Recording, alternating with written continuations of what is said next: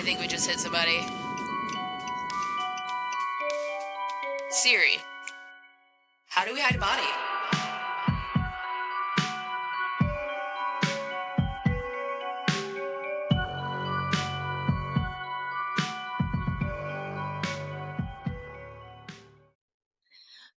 Good afternoon, mamas, and all others who listen.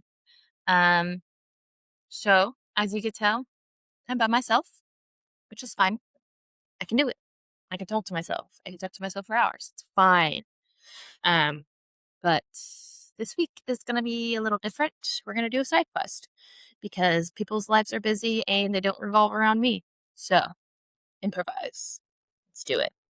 Um, so this week we're still gonna stay on the Gilgo beach murders theme. I'm gonna be talking about some of the district attorney and the police commissioner. If you've seen the documentary, they talk about them. Spoda and Burke. Spoda is the DA and Burke is his like little minion that he kind of does everything for.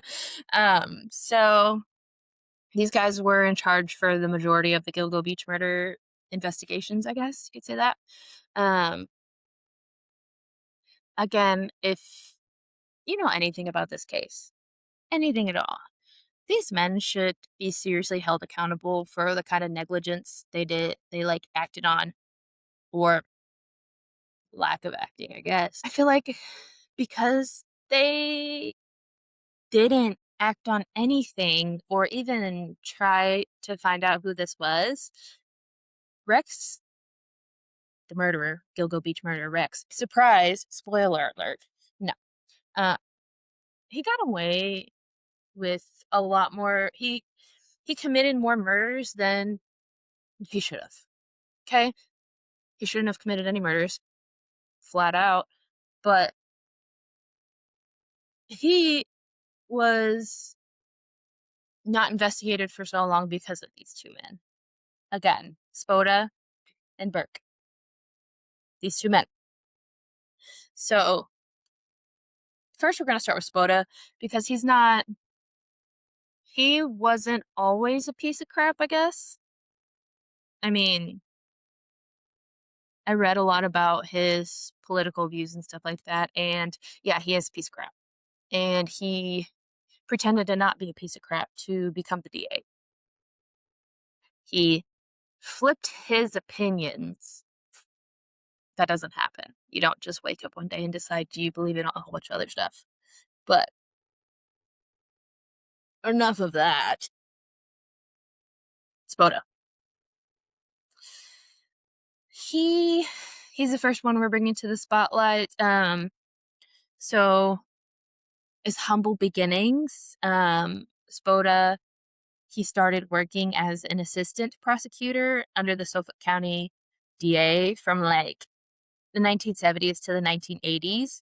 Um, he passed the bar, all that fun stuff that you have to do to become an attorney. He did it the right way, okay? And he has degrees and other things too. But yeah. So it's reported that he had signed up to become a U.S. Marine and he was honorably discharged. I didn't really go into why he was discharged, but it was honorably, so it's not like he killed somebody and they had to let it go. No, honorably discharged. Um, and he was a volunteer firefighter from like 63 to 71, and then he moved to a different engine house and continued being a volunteer firefighter into the mid 70s. So on the outside, he was viewed as a pretty stand up guy, right? On paper, you see everything he's done, all of his accomplishments. He looks like somebody that would be great. Okay? Someone that you can trust. Someone that is a district attorney. Someone that is looking out for the best interests of the people and being fair and just. I don't think those two words should be associated with Spoda. But alas, I have no say in any of these matters. I am just a mere pawn in this crazy game of life.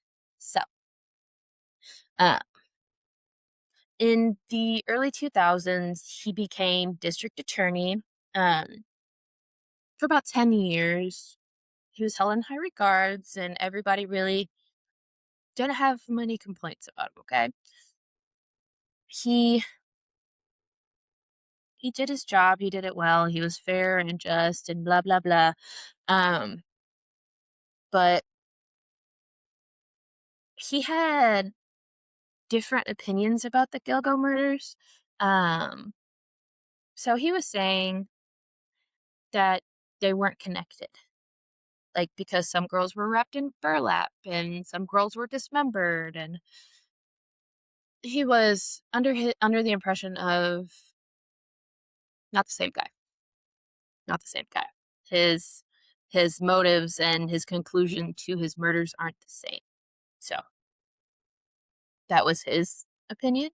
And I feel like that opinion coming from somebody that the public looks to for answers, that's a pretty hefty opinion. Especially when it comes to 10 bodies and you have no idea who did it. You can just be like, nah, it was somebody. It was multiple people. It couldn't be one person doing all this. Of course not. It couldn't be one person. Me and my sister have kind of similar opinions about this. Uh, I don't think it was one person. I think Rex had some friends, and those friends might have become important. So, um, he did solve two murders, in 2017. He connected two bodies to John Bitroff. Rita and Colleen, they were sex workers found in 93 and 94. Um, and at first, people thought they were linked to the Gilgo Fort. And the rest of the bodies found at Gilgo Beach and was it Ocean Park, Ocean Drive, something like that. But no, he connected to these murders to John Bitroff. I don't think he was convicted though. Like they didn't have sufficient evidence. And I don't think he ever like admitted guilt. I don't know. But so Spoda is gross. Those are my opinions. Spoda is gross. And he kind of brings in his little minion, uh, James Burke. It was his mentee. It was a mentor mentee situation. Um, but James Burke is also the downfall of Spoda. Like, an investigation into Burke caused Spoda to resign from office in 2017. He got put under investigation by the FBI into levels of corruption in the police department and the DA's office. Um, Spoda trying to protect his boy. Um, he had interfered in cases against Burke. He was charged with obstruction of justice in Burke's cases, and tampering with the investigation, along with witness tampering and conspiracy. He went to jail. Don't worry, he served time for all this. But while he was serving time, Burke pretty much just got promotions, and all of them were because Spoda held the door open for him. Um, he wasn't a good Burke wasn't a good cop.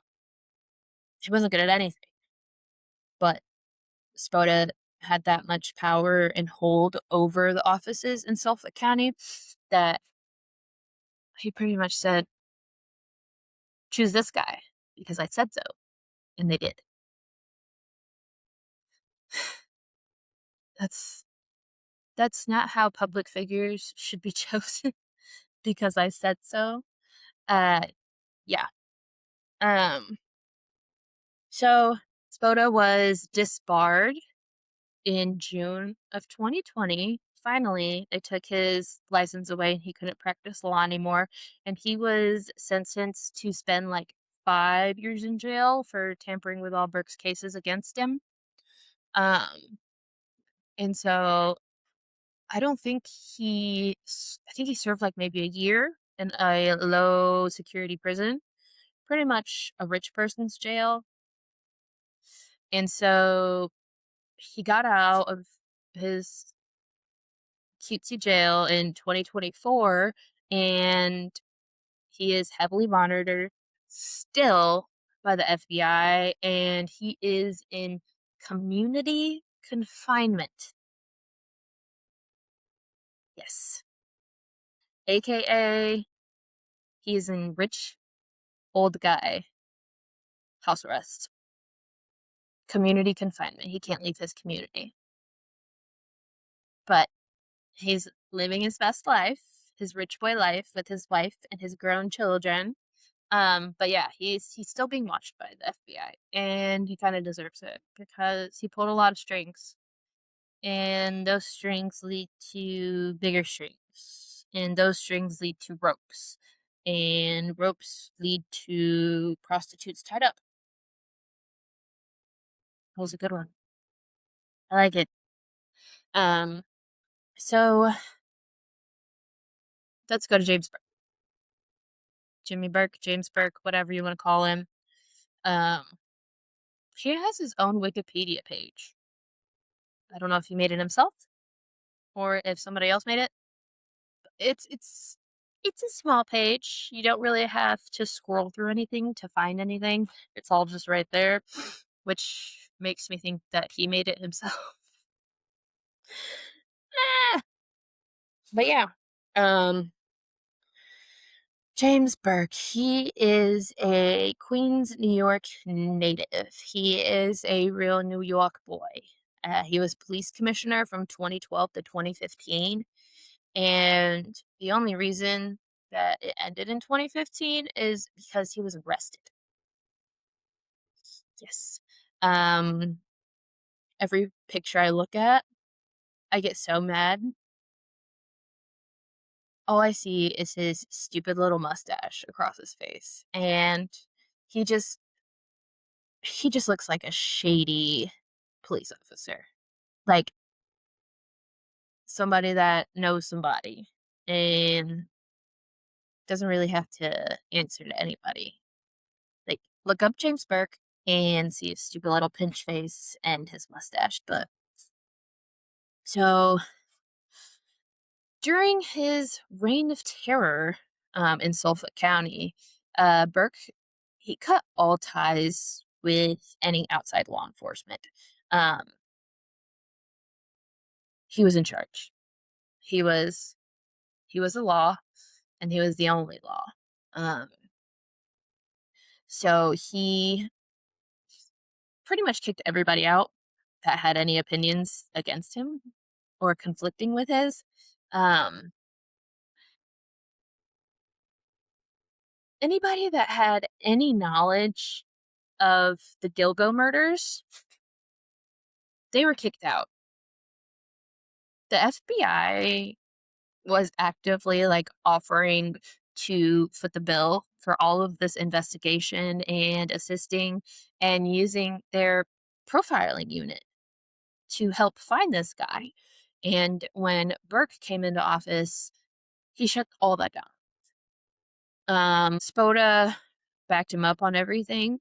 Um, I feel like with every awful decision Burke made, Spoda was just there. Like, thumbs up, kid. You're doing great, buddy. But in all reality, he was derailing an entire investigation. And probably the result of other girls being murdered or hurt. He's frustrating. So,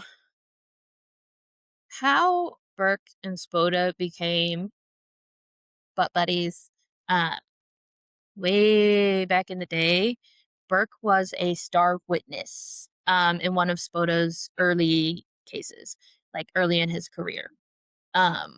And Burke did whatever Spoda told him to in that case. Burke was a teenager and he got somebody the death penalty because he did what Spoda told him to and said what he was told to say. And so that kind of like sealed their fate together for the rest of their lives. They would always be kind of connected. Um, every promotion that Burke had was handed to him. It was never out of like doing good things in the workforce or being a good person. It was always Spoda talking to the right person at the right time and shaking the right hand, um, and paying the right people. Um, Burke was constantly under investigation. Like he was he was always caught doing illegal shit in his police cruiser. Like he was caught with prostitutes in his police cruiser. He was caught with doing drugs in his police cruiser. I'm pretty sure they found oxy on him while he was on duty. Like he did not care, but he had Spoda, so he knew he would never get in trouble for it. Like, and I'm sure a lot of people can relate to this. The worst person at your job gets the highest praise. The laziest motherfucker at your job gets the promotion and gets the pat on the back for something that you probably did. And yeah, that's the way it was. Every time somebody worked hard and got their job done, Burke would reap the benefits of it and he would get the promotion. And he was kind of just escorted up the ladder and given the highest police position on the force. He controlled everybody. And therefore, he couldn't be questioned. He couldn't be like, I don't know. Nobody could step to him if he was on the highest. So we go back to the Gilgo case with Burke. And before Burke, they had collected a lot of cell phone data from towers and burner phones and all this stuff.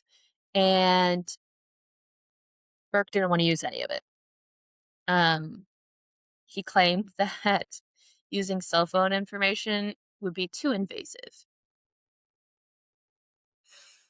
I feel like murdering people is a little more invasive than checking a cell tower and seeing where a person was at the time of said murder. But I'm not a cop, so you never know. It might be too invasive to kill somebody, or it might not, according to this guy. Um, so Geraldine Hart, she was a senior agent with the Long Island division of the FBI. She was kicked off the case. She wasn't debriefed. Like none of her findings came to light. All the information that she had was just kind of like tossed aside in evidence closet. Um, and she wasn't allowed to report any of it. Any officer was instructed to notify Burke when contacted by any outside law enforcement agency. So Geraldine Hart, she was an outside law enforcement agency. So she wasn't allowed to give all of her findings to any detective. It had to go straight to Burke. And guess what? Burke just kind of kicked the box away from him because he's a piece of shit. Burke is an awful human. He was the focal point of multiple internal investigations regarding allegations of drug use, engaging in relationships with sex workers, and other misconduct when he was the chief of police. Uh, he was known to have multiple girlfriends that were prostitutes, and he was caught paying said women. Was he reprimanded? Not yet. But everybody was kind of confused when he was handed the commissioner position because he didn't really do anything.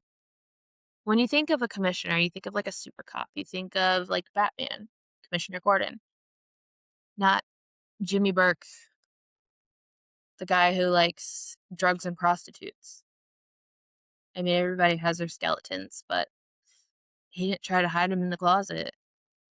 So he viewed this entire serial killer investigation as misdemeanor murders. And they weren't really a high priority in his eyes because they were sex workers. They weren't all prostitutes, they were more like escorts. Um, and if you listen to our last episode, these escorts put their services on Craigslist, and which is illegal now, thankfully. But yeah, he was a dirty cop, a very awful human. And he, everybody knew that he had sex worker girlfriends. And many people came forward saying that they saw him abusing these women. Um, but he was put in charge of investigating multiple murders against sex workers.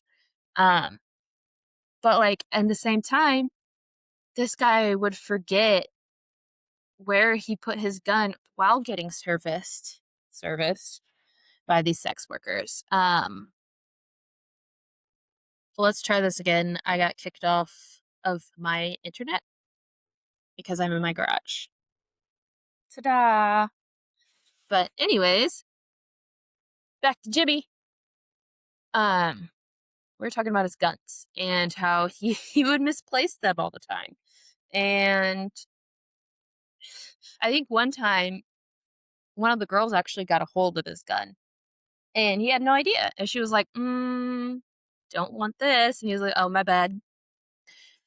2 counts. He was actually like reported losing his gun, his police issued gun.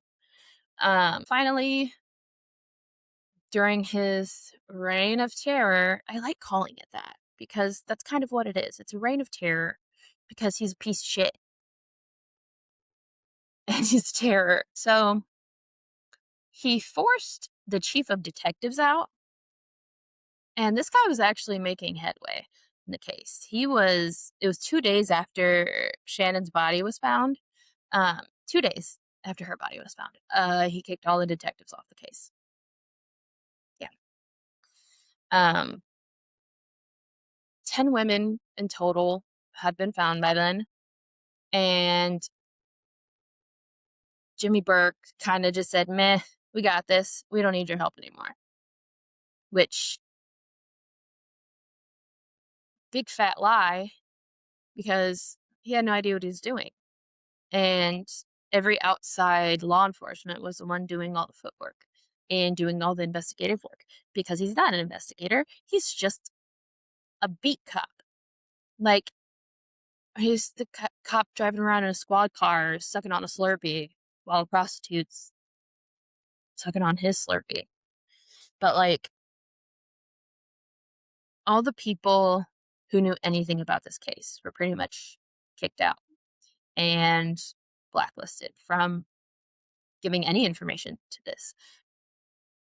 So, one of the big pieces of evidence that ultimately brought Rex in, and the big piece of evidence was identifying the driver of a green Chevy Avalanche, and it was like the first edition.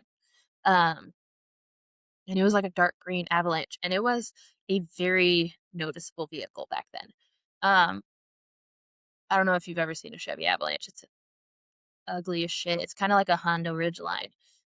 But yeah, once they put that information into the computer after Jimmy was let go or arrested, it was the yellow brick road straight to Rex. Like, if he would have just put this one bit of information in, they would have solved this long before they actually did. So all of this was kind of just tossed in an evidence box, um, and forgotten. All of this hard work was tossed away. And thankfully, people like drugs. So the downfall of Burke is credited to a heroin addict. Um, it was just this guy wandering around, breaking into cars, you know. Um, he wanted money or stuff he could sell just to get a quick fix. He unfortunately broke into an SUV owned by Burke, and he stole a duffel bag out of the SUV. And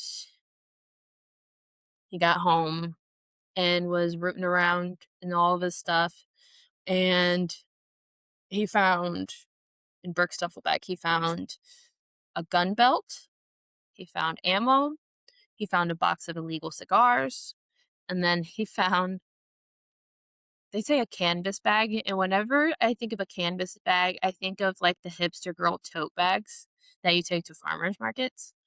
But yeah, it didn't have fresh fruits and veggies. It had sex toys and porn videos in it. Um, so I, th- I think the guy turned in like the gun belt and the ammo and stuff like that because it was a police officer. So he was like, I just like drugs. I'm not like a big car thief who wants to steal cops' shit. Take it. But Burke had to be big bad hard ass, and he went to the station, and he went to the interrogation like room where this guy was. This guy handcuffed to the table like you see in movies. Um, and Burke just like beat the shit out of this guy. Like slap, punch, kicked, spit on him, all kinds of stuff. And officers witnessed this, okay? And they took the guy's mugshot after he got the shit kicked out of him, which was evidence that he got the shit kicked out of him. And Burke tried to cover it all up. He threatened officers that saw the whole thing. He like had meetings, like people get together to figure out how to shove this under the rug. Um, and the FBI kind of caught wind of this, and he was pretty much giving his officers like scripts to just read, like to memorize. If they ask you this, you say this. If they ask you this, you say this, but you do not say I did it, right? So the guy, it was like a while later, um, the drug addict that broke into his car, he came forward again. Um, he in this interview, he actually looks like he got his shit together. He looks clean. He looks alive. He doesn't look like a heroin addict anymore. But he said that the gun, the ammo, the cigars, and the canvas bag wasn't everything that he found. Okay? He said he found a DVD of a snuff film. Okay? I made the mistake of Googling snuff films, so you don't have to. Don't do it. I don't even want to talk about what I saw. Okay? I'm probably flagged now, honestly. But what he saw on this one, it was a pornographic murder. A girl getting tortured and raped and eventually killed. Allegedly. Um, so in the video, there was this masked guy, and I think we're all thinking the same thing. that it was Burke in this video. That's why it got taken so seriously. Um, so yeah, again, allegedly, he was never convicted of anything. So we don't know, or do we? I think we all know. But coincidence or not, um, when Burke started to get investigated by the FBI, the murder stopped. Like, Rex stopped killing girls when Burke started to get investigated. You thinking what I'm thinking? I think Jimmy and Rex knew each other. And Rex heard that Jimmy was getting investigated. So he was like, nope, I don't got a man on the inside anymore. So we both like prostitutes and sex workers, but he can't do it anymore. So I won't do it no more. And have nobody covering his ass up. So I was watching a whole bunch of random little documentaries on it, on Burke and all that fun stuff. Um, a woman came forward. This is not the most recent thing that happened, but a woman came forward and said that at a party, a very drug fueled party with cocaine and oxy and alcohol, obviously, that she saw Burke assault a woman at the party, like dragging her by her hair and slapping her around. Of course, he was gacked out of his mind, so honestly, he probably doesn't even remember it. But the party was on Oak Beach. That's where Shannon Gilbert had disappeared from.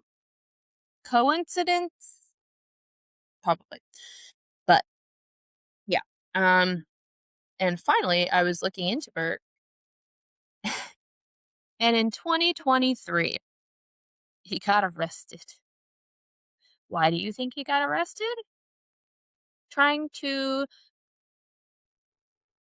buy favors from an undercover park ranger. Yeah. He was still after prostitutes, sex workers, and he got caught red handed trying to buy it from an undercover park ranger. So he got in trouble all on his own because he's stupid. He didn't have a police force to back him or a district attorney to back him.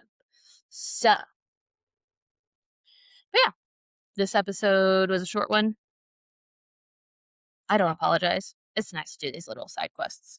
Um, but yeah, next week we will be hopping back on the Gilgo Beach train and we will be talking more about Rex. And also about his family. I watched the Peacock documentary. Was it Peacock? Yes. Um, his wife is very frustrating. I'll just leave it at that. His daughter, I like her. His wife, not so much. But yeah, if you're watching this, hello.